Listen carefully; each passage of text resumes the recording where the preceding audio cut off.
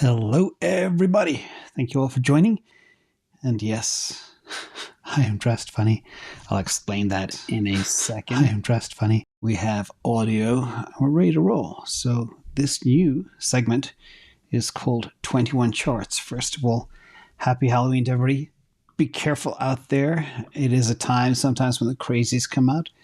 But this is a new series that I'm launching on this very special day. It's like a confluence of things are happening at the same time. First of all, it's called 21 Charts, named after 21 million Bitcoin. And it's a special day. It's the 14th birthday of the Bitcoin white paper. So it's very special, but it's even more special than that as well. I always say edutainment, and you will be edutained. Are you not edutained? That's the idea for this costume. Somebody put my face on the gladiator body of Russell Crowe. And I always said, I'm going to thank that person. But also this costume is dedicated to those who have survived cancer and those living with cancer today. Numerous requests came in the community for me to get dressed up. And here I am. I work for you all. So that's the story. Let's jump in. Be safe out there, everybody. First of all, 14 years ago today, the Bitcoin white paper was released. And it's only 8 pages. I will drop a link to it below. And I'm pretty certain 95% of those who own Bitcoin have not read the white paper. And I'm also pretty confident 99% don't understand it. I've read it many, many times. I still don't understand it myself. It's really complex. But please read it. It is a beautiful piece of work. And I always say there is elegance and simplicity. And this is exactly that. So, by the way, this is the Twitter sphere today. Everybody's talking about it. So I didn't tweet about it because everybody else has done that. So let's just jump forward. Let's talk about Bitcoin on exchanges. It keeps falling. Another record low as it keeps getting drained.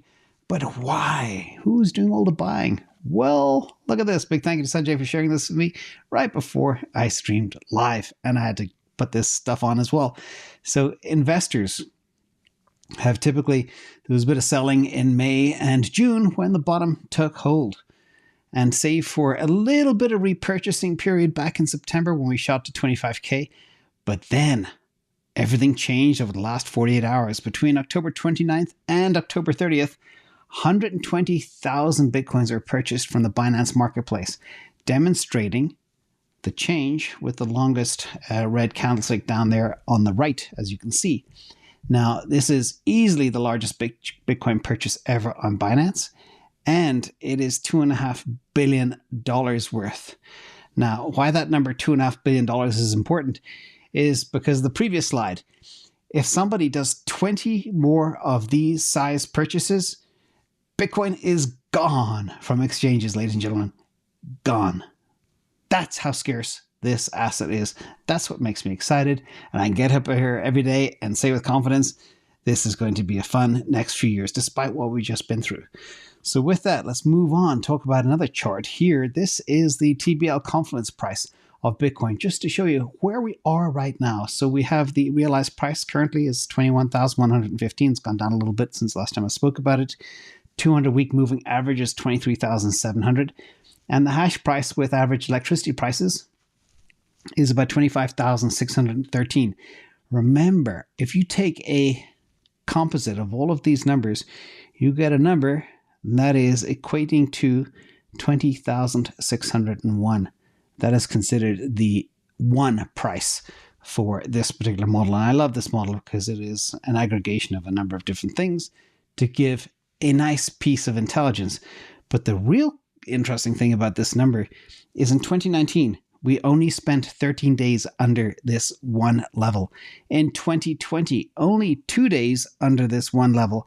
And in 2022, we have celebrated 105 days under this. We've been beaten up for a long time.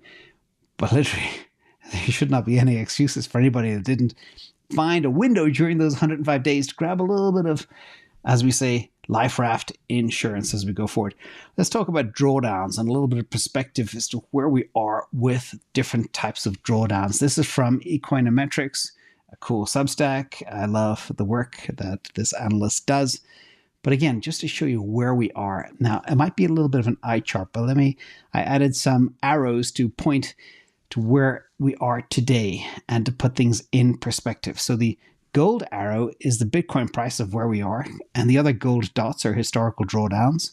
The pink arrow is the Ethereum position today, and pink dots are historical Ethereum drawdowns, and blue is the S&P 500. So, as I always say, markets move faster, they move down faster, and they recover faster normally. But the S&P 500 of drawdown duration, 297 days, is pretty average. Bitcoin, 352 days. We are nearly at a year, 13 days away from a year down here. And you could also argue that is a pretty average return, especially considering diminishing returns and diminishing levels of drawdowns. And Ethereum, 346 days, which is also pretty average. So the question is, when will this bottom period end? And the answer is pretty soon, based on history and based on this number. Now, what is the opportunity of a drawdown? So this is an interesting chart too. If you look at, say, Meta and Bitcoin, for example, Bitcoin's currently down 70% from its peak. That means if you buy today, the Bitcoin is reaching again this previous all-time high. You'll be up 232%. Again, it doesn't sound too bad, but it doesn't mean you have to sell as soon as Bitcoin makes a new all-time high, of course. We don't know where it's going to go yet, but we'll be on it, trust me, next year and in 2024. But if you look at other assets here, for example, the market doesn't like Meta stock. It is down a huge amount, over 75%. But if there's a chance that the metaverse is real and Zuckerberg can pull it off, then the stock today could be up nearly 300% if it recovers to its all-time high. Now, not saying you should do that. I personally had a little nibble of Meta. First time I bought it in 5 or 6 years. But, we'll see. We'll see where it goes. But it doesn't mean that it's not a potential asymmetric bet or a solid investment considering the drawdown. And it's just interesting to see as well how Meta is doing way worse off than Bitcoin or Ethereum. Amazon is there too in the S&P 500, and Apple has been holding tight. But Apple is an interesting case as well. Apple doesn't have that hyper growth it used to have in the past. It's only growing about 6%, which isn't a hyper growth company like Tesla or something else. So it doesn't fall much, but it may not rebound much as well. So we'll watch that carefully. Now, another perspective from Apple, and again, this is a stunning chart. Thank you, Sanjay, for sharing it as well. This shows you how Meta now lags the S&P 500 since its IPO. That is the blue line of where it has come from and where it is compared to the S&P 500 and the S&P 500 even without dividends. It's below both. That is stunning. That's what we always say. Even what people would consider disruptive stocks, good stocks, can still get smashed. So the question is Meta over the last 10 years, going to underperform the S&P 500? I don't think so. And that's part of my thesis as to why I believe it's probably not a bad bet right now, despite the weakness again today. Let's talk about hash rate. Back to Bitcoin. This could be argued as the race to the bottom. And this chart shows the inverse correlation between the Bitcoin hash price and the difficulty. And 1 year ago, when the difficulty was almost 50% lower than it currently is, a miner could squeeze out 50% more Bitcoin per terahash. And the big miners have several exahash, 1 million terahash, I think is an exahash, of capacity. Now, to show how this impacts their Bitcoin production capabilities, 1 exahash produces 3.5 Bitcoin a day. Wouldn't it be nice to have 1 exahash in your basement compared to 6.7 Bitcoin a year ago? So the real thing to bear in mind is in spring 2024, which is 15, 16, 17 months away, depending on exactly when it's going to land, this will halve the block subsidy from 6.25 to 3.125 Bitcoin. So those people mining right now at 3.5 per day, that will become 1.75 or something per day, which will be a heck of a lot less. And the question is, what will happen to the Bitcoin price? And we also had another miner hit the wall today. There was Argo blockchain. Similar to last week, we had, I forget the name. I should write notes. I need a teleprompter. Anyway, we had another big one hit last week. It'll come to me in a minute, ever something. Anyway, but Argo was another casualty today. any miner with a heavy debt load will be in trouble because of this particular squeeze as we go forward. So watch out, everybody. Now, let's talk about the FedWatch tool. We are 2 days out, and there's an 86% chance of 75 basis points. Very, very small chance of 50 basis points, but I think it's going to be baked in. And what's that going to do to the world? Well, I do believe if they do raise that, the dollar index will shoot back to a new record, probably 115. And this will continue to wreak havoc around the world. Right now, we had a little bit of a breather on this chart. I have a little red line drawn. That's the 115 level. And I do believe the dollar index could shoot right back up if they raise by 75 basis points, making the dollar more attractive compared to a basket of world currencies out there.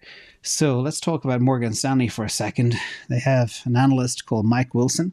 Mike Wilson is the #1 strategist in the Institutional Investor Survey from JP Morgan. And it's basically their top leaderboard. And he is #1 for the 7th straight year. This guy has the Midas touch. Whatever he touches turns to gold. I'm wearing some gold today for the first time ever, which is funny. Of course, it's a costume. It's not real gold. And a shout out to Peter Schiff out there if he's out there. But if you look at what he believes, obviously, the end of Fed tightening is near. And he believes equities are advancing because they can sniff this out. Now, what type of track record does he have? Well, 7 years of being the best guy. But he also said he believes the S&P 500 could go to 4150 from where it is today. And that's only up another 8%, so it's not a lot. But when he made this comment a few days ago, it was about 16%. So that's how fast the market has run up in the last 2 days. So he is the guy who knows his stuff, and we should watch him carefully. And we do expect words on Wednesday from the Fed presser that Jay Powell will become a little bit more dovish as we go forward. Now let's talk about one of the problems of increasing interest rates. It has not deterred individuals. This is a chart from Fred of consumer loans, and they are at an all-time high. This is credit cards and other revolving debt plans from all commercial banks in the United States.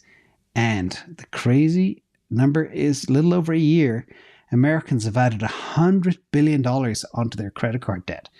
And as rates go up, this will smash those people with that debt at a high interest rate, and it'll result in a lot of defaults, and the banks will be in trouble. So all of this is spinning together and is going to paint a very, very ugly picture as we go forward. Let's look at another casualty of high interest rates. This is from Charlie Bilello, and it shows you the history since 1980 of U.S. federal budget surplus and deficits in billions, trailing 12 months. There's only a tiny period where we had a surplus, and that was 1998, 1999. Ever since then, it's been a deficit. And the deficits, if you were to create a moving average all the way down, get bigger and bigger. Of course, we had the C-19 situation, but even if we didn't, it would still be going down around the $2.5, $3 trillion level. And this is why I say it's QE to infinity, because the deficit we have right now, it may look like it had a little blip, a little recovery, but the Fed is about to explode the deficit because their debt servicing costs are soon going to exceed $1 trillion, which is a lot more than the U.S. defense budget in other areas. So that's just another victim of high interest rates. So let's talk about money and the cause of this in the first place. This is fantastic because I think it was 8 or 9 months ago, I tweeted an image where I analyzed the household wealth increase since March 2020. And I overlaid that with the M2 money supply increase. And they were absolutely equivalent. But Charlie did something similar. He compared the growth in US money supply to the increase in US home prices. They're both up 43%. Is that a coincidence? No, it's not. When you print money, it inflates everything. And that's why we are where we are. And that's also why it's very important to have hard assets, ladies and gentlemen. See, it protects you. So in other news, let's look at rent. This is a big component of the CPI index, and they look at a key number called OER. This is the owner's equivalent rent. That is, let me make sure I get that's the red line that's just gone above the blue line, which is a true representation from the apartment list. index. So now we have the lag effect coming. We can expect the OER to continue to increase, while the actual true rent amounts will continue to tank as we go forward. And I see that every day out there in the marketplace. Now, rent increases pretty clear. They're going to slow a lot more over the coming months as the pace of house formation slows and more supply comes on the market. And an actual decline in rents next year is definitely a base case for where we're going. And the median asking rent was $17.59, down by $12 from last month and $22 off the peak. So there's no reversing this. The rents are coming down, and that's part of the whole demand destruction by increasing interest rates. So let's talk about Europe for a second. If anybody out there is from Europe, and I know I have a lot of Europeans in my audience, this is a piece of sad news. Another record broken. This is the consumer confidence in Europe. It's at an all-time low. It is lower than the global financial crisis. It is lower than COVID. And here we are. This is a pretty stark situation. And that just means the European economy is going to grind to a halt. When people have no confidence, they don't spend. They save. They batten down the hatches and protect themselves. So shout out to everybody out there. Hope you're safe. Now let's talk about another macro indicator. This is copper. And copper is key to the whole green movement, the electrification of everything. And this is a new report from Wood Mackenzie, estimates that 9.7 million tons of new copper supply is needed over the next 10 years. And the projects to find that copper have not attracted sufficient investment to pull this off. And we have a problem, ladies and gentlemen. We are short that nearly 10 million tons of copper to go forward. And that amount of shortfall is only going to increase over the next 20, 30 years, all the way out to 2050. And that's a big, big problem. That whole supply gap there is indicated. 18% in 2030, 28% 2032, 2040, 50%, and 2050, 62%. So if anybody's in the copper mining business, good time to be in that business. Let's compare this to how it compares to other assets that have gone up so far. So this is the Bloomberg Commodity Index and the components year-to-date results. Energy, 50% up. Grains, 14.8% up. I'll talk more about grains in a second. Index, 12.7%. But if you look at precious metals, down 13.5%. That's gold. And industrial metals, down 16.4%. So they're definitely overdue for a bounce. And I believe the copper price will go. I added a little red line to the chart there. I do expect copper to rise above $12,000 a ton over the next year or so. Not sure when, but obviously when there's so little supply, so much demand with the electrification of everything, it's a no-brainer. So I'm going to start looking at some copper options out there. And I know there's a lot of people in the audience that are expert in this. Now, speaking about food and food security and inflation and everything else in our continued theme that everything is connected. Everything that I've talked about here is connected in one way or another. Here you can see the world's food security is at stake after Russia withdrew from a grain deal over the weekend that allowed Ukrainian crops to be exported, and Moscow suspended agreement after blaming Ukraine for drone strikes against its Black Sea fleet. I'm not getting political, just stating stuff that apparently is the reason for this delay. And I'm just more concerned about the food getting to the people that need it. And UN and Turkey are working on a way to salvage this accord. And this threatens an already bad situation and a global food crisis. But what you can see from this chart is they did ramp up a huge amount in a very short amount of time, from basically zero exports in March to nearly 7 million tons in September. So it's been a big ramp up. But most of this comes from the Black Sea ports, and they are the ones we're concerned about. Hence, I added a little blue arrow pointing at those. But let's talk about what's happening as a result of this. Obviously, everything's related. You can see the futures down the left for wheat and corn exploded today as a result of this. And that whole Black Sea attack, whether it happened or not, I don't know who did it. I don't know. I don't care, but I do know that this is causing a problem. Especially, most importantly, is the chart on the right. Most of the wheat and corn, etc., that gets exported from the Ukraine actually over half goes to Europe. And the top markets are Spain, Turkey, Italy, Netherlands, as well as other places in Africa, etc. So this is another disaster layered on a disaster. So with that, everybody, 21 charts and hopefully 21 minutes. That's the goal. Big thank to everybody in the community. Stay strong. And for the cancer survivors and those with cancer, hang in there. We'll get through this just like we'll get through this market. So thank you, everybody. Have a good night. Happy Halloween. I'll see you tomorrow.